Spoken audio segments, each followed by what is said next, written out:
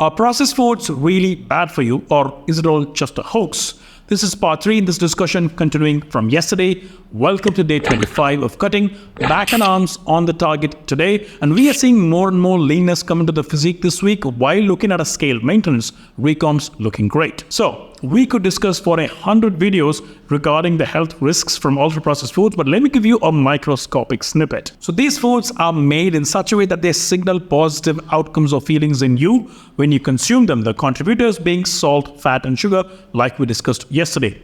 So how do you sell more? Remember, these foods are not made to cure famine or just feed the people. It's to make big profits for the companies producing these ultra-processed foods. So to sell more, you simply add more of these 3 contributors. It's got to the point where it is suggested this continuous consumption can create a change in your reward neurocircuitry. You know what that means? What happens when you pull a lollipop from a child? It's going to start crying because its brain is telling it that one good thing in your life has now been plucked away. Now imagine an adult doing the same thing. It's going to get to a point where this reward feeling you get from consuming this junk is going to be way more important to you than anything else in your life. To me, this is worse than tobacco. Why, you ask? Because this is marketed to children and in every single billboard publicly out in the roads. Unlike tobacco, which we know is something bad for you and is marketed as something bad.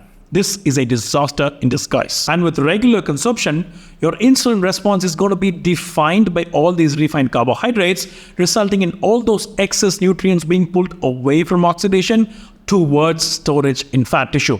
Fast forward, the global obesity epidemic. While it's still okay to consume snacks like these occasionally, please don't make it a major part of your life and try to really curb it within 5 to 20% of your total food intake. If you can do 0, well, you're one step ahead of all of us.